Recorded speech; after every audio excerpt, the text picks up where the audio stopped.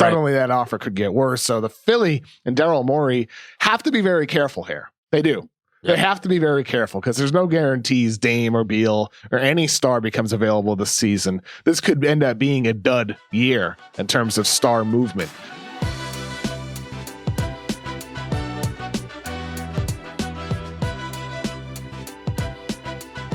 It feels like the man of the summer in the NBA is Ben Simmons for various reasons, not the least of which are news items that come out about possible trades and then him being it all being a source of discontent, and now he talks about not showing up for training camp. And so ESPN kind of outlined the situation, how everybody got to where they are.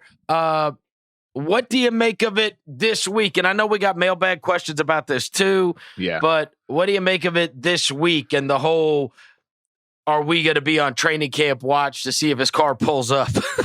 So ESPN's Tim Bontemps and Bobby Marks reported that in August, Josh Harris, Daryl Morey, others from the Sixers went to LA to meet with Ben Simmons and Rich Paul and Clutch to tell him, we can't find a deal.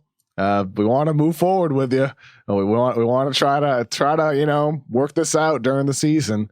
And that's when it was made clear that he asked to be traded. Mm-hmm. And then there's some other information in there from Bobby Marks about how it would work if Ben Simmons does indeed hold out and he's getting fined by the Sixers, and it got into all that. So it did add some new information. I know John Krasinski also said earlier this week, or maybe I think it was earlier this week, he believes the Timberwolves are in a better position today for Ben Simmons than they were some time ago.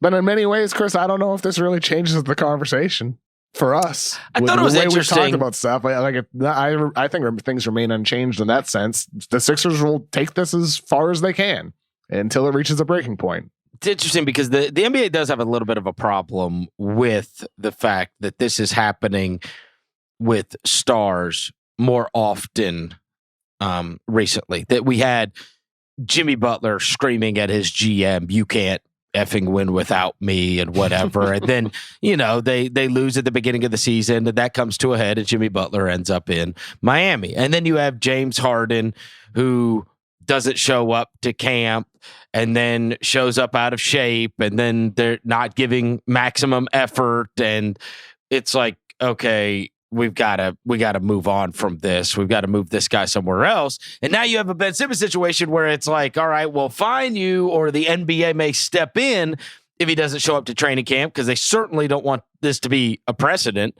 And yet, you feel like he's going to end up getting his way.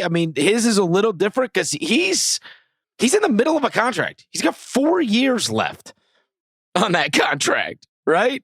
And so it's like, I can sense that they probably do not want this to be the mode of operation for the player that doesn't like their situation at the time.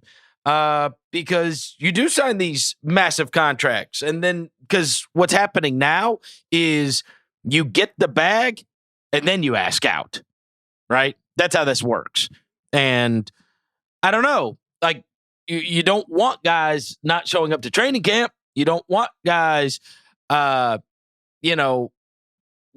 players in the league saying, I don't want to be here. And then I don't know the way Ben would play it out, but, these last few, it's not like you're going to go out there and give it your all and try to win every single game. We went through this with Anthony Davis, right?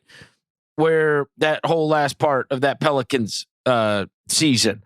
And I don't know what the answer is as to how to deal with it, but I do know that the NBA doesn't want stars just not showing up until they get their way.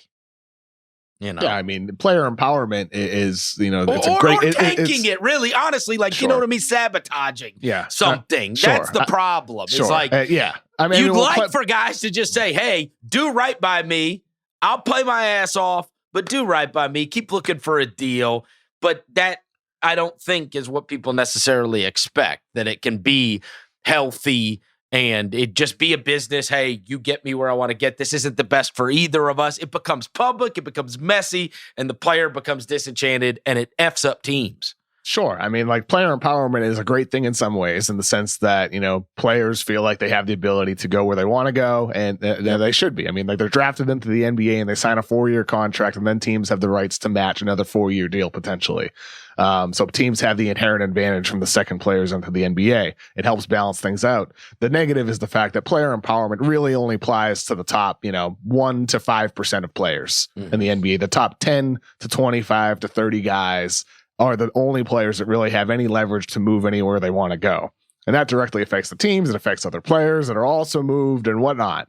So in this sense, like with Ben Simmons, they're just trying to use as much leverage as they have despite having 4 years left on the contract, which hurts where they can direct where he goes. Like they can't say, we want to go to just this one team. We just want to go to the Warriors. We just want to go to, wherever. Any team could get in on the Ben Simmons, bidding war. Not that it is much of a bidding war right now, but any team could get in this because he has 4 years left. I don't know. Like I said, I feel like we've said everything there is to say about Ben Simmons in recent weeks.